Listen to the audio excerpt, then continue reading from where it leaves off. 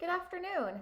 Today marks just 30 days until the next presidential election, and I'm going to give you some information on why you should head out to the polls or mail in your ballot to let your voice be heard. My name is Sarah Wagner, and I am a registered voter who feels passionately about the need and importance of voting. In the year of 2020, we have seen that anything can happen. Don't let this landmark year go by without casting your vote and letting the government know that you count. Elections are the voice of the people, and the right to vote comes with the responsibility to do so. Voting may seem like a small transaction, but it actually is a vital part of our democracy and one of the most fundamentally secured rights under the Constitution. I am going to discuss why voting matters, how citizens were given the right to vote, and ways that you can make voting a little more fun. According to the Encyclopedia of American Government and Civics, voting is the core principle that, more than any other, distinguishes democratic regimes from non-democratic ones. The core of democracy is based on the idea that people are only free when they live under the laws that they have had a hand in producing. The higher percentage of voters who show up to the polls will directly relate to the reflection of public opinion. The more votes a person or bill gets by either side wins. Numbers and people make all the difference in an election. Voting supports the American way of life. Participation gives your consent to the government. By voting, you are putting your stamp of approval or disapproval on a ballot.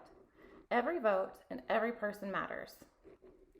Voting hasn't always been given to all citizens, the right to do so.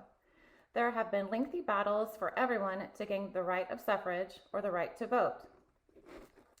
Voting was originally only allowed for property-owning white men, but was eventually and narrowly granted to all men.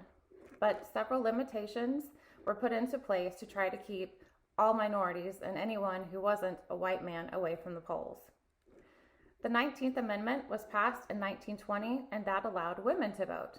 Suffragettes took to the streets to protest and demand their voting rights.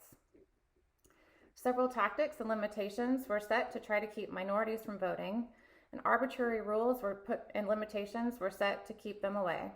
In 1965, the Voting Rights Act was finally passed to forbid states from any discriminatory practices against anyone trying to vote.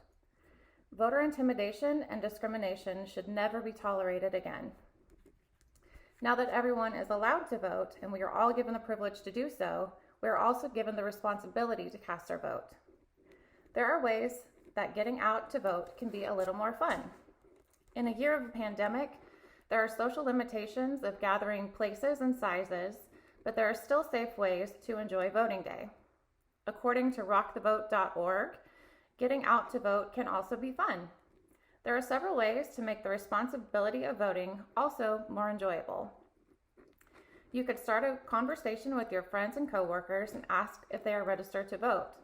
You could then organize a workplace or dorm or office competition to see who has the most voters. You could meet up with friends or family after voting to do a socially distanced celebration. Order a drink or a dessert to celebrate your participation in this year's presidential election. In essence, voting is the main process for determining the will of the people. It is a literal accounting for who you are and what you believe. The right to vote was not always given to all people of society, so it is our duty to thank those before us who helped give us the right and let our voices be heard. Voting matters because it is the opportunity to add your voice to the list of people who believe in what you believe in. It allows for a majority ruling of decision makers who want or don't want specific things or people for their lives. By and large, America has a long history of not allowing large groups of society to vote, and we can now all proudly go out to our polling location and know that we matter. Voting is a celebration of freedoms, so making Election Day fun should always be possible. 2020 has shown us how quickly life can change. The people we elect to public office have a big responsibility to guide the people through whatever comes our way. Don't let this incredibly important election go by without letting your voice being among the many who declares what it wants. We are a United States, and while there has been tremendous turmoil all around us, we can still come together and make impactful decisions. So go out on November 3rd. If you haven't already mailed in your ballot, cast your vote and take a selfie with that I voted sticker. Thank you.